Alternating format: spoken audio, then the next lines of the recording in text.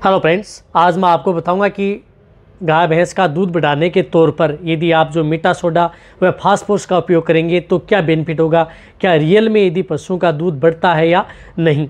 यदि आप अपने बहुत से जो डेयरी फार्मर हैं या पशुपालक हैं, बार बार कमेंट्स भी कर रहे थे कि सर जो मीठा सोडा आता है वह क्या हम हमारे पशुओं को दे सकते हैं दूध बढ़ाने के तौर पर, और साथ में जो फास्फोरस पाउडर आता है वो भी दे सकते हैं। तो इनकी जो आपको दिमाग के अंदर जो भी भ्रांतियाँ हैं वो इस वीडियो के अंदर आपको मिल जाएंगी। कैसे उपयोग करना चाहिए, देना चाहिए या नहीं, उसके बारे में भी आपको बता दिया जाएगा।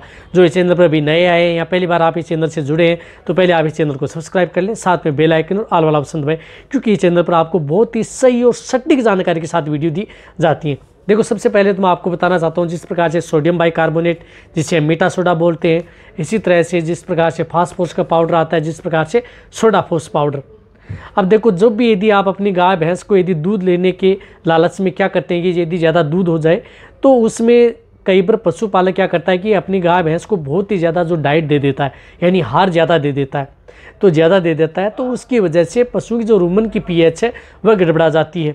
तो रुमन की पीएच जैसे कुछ ज़्यादा हार देता है तो रुमन की पीएच गड़बड़ा जाती है और रुमन की पीएच डाउन होती जाती है, एसिड बनना स्टार्ट हो जाता है। तो उस स्थिति के दौरान आपको क्या करना चाहिए, यदि आप अपने पशुओं की अच्छी डाइट दे रहे हैं, अच्छे दूध देने वाली जो गाय भैंस है, तो उनमें आप सोडियम बाइकार्बोनेट यानी मीठा सोडा का प्रयोग आप उस पशुओं में जो भी दाना मिश्रण दे रहे हैं आप अपने पशु में ज़रूर करवाएं। यानी 50 ग्राम आप अपने पशुओं को दे सकते हैं। यदि आप बहुत ही ज़्यादा दूध लेना चाह रहे हैं और उसमें यदि आप डाइट भी ज़्यादा दे रहे हैं तो उसके साथ 50 ग्राम आप मीठा सोडा दे सकते हैं। और साथ साथ उसमें क्या होता है कि कई बार पशुओं में बहुत ही ज़्यादा ज़रूरी होती है फास्फोरस का, दूध बढ़ाने के या दूध के लेवल को कंट्रोल करने के लिए या किसी भी तरह की जो मिनरल्स की डेफिशिएंसी से कंट्रोल करने के लिए ज़्यादातर जो पशु में फास्फोरस की बहुत ज़्यादा ज़रूरत होती है। और कई एरियो में फास्फोरस मिलता नहीं है, जिस प्रकार से ड्राई एरिया है जहाँ पर हरे चारे उपलब्ध नहीं हो पाता है, सूखा यदि आप उसे डालते हैं तो वहाँ पर आप फास्फोरस का प्रयोग कर सकते हैं। तो फास्फोरस के तौर पर आप उसे 50 ग्राम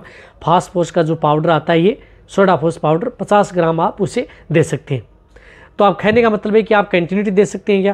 कंटिन्यूटी आपको देने की ज़रूरत नहीं है। यदि आप एक दिन छोड़ करके एक दिन भी आप अपने पशु को खिला सकते हैं।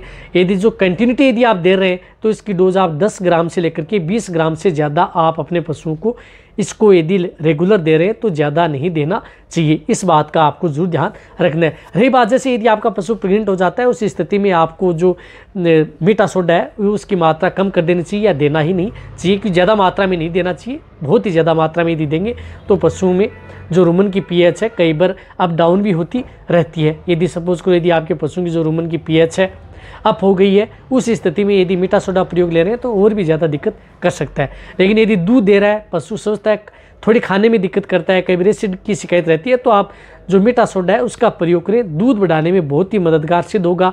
दोनों ही पाउडर हैं जो यदि आप अपने पशुओं में साइड थेरेपी के तौर पर यदि देना चाहते हैं तो बीच बीच में दे सकते हैं।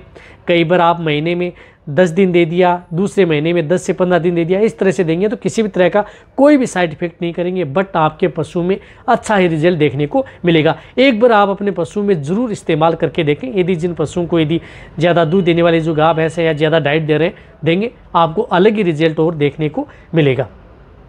तो ये वीडियो अच्छी लगी है तो जैसा कि कमेंट में लिखिए। मेरी वीडियो को जितना हो सकता है पशुपालक वेटरनरी स्टूडेंट है उनके साथ आप शेयर करें, क्योंकि इस चैनल पर आपको इसी तरह की नॉलेजेबल वीडियो समय समय पर आती रहेंगी।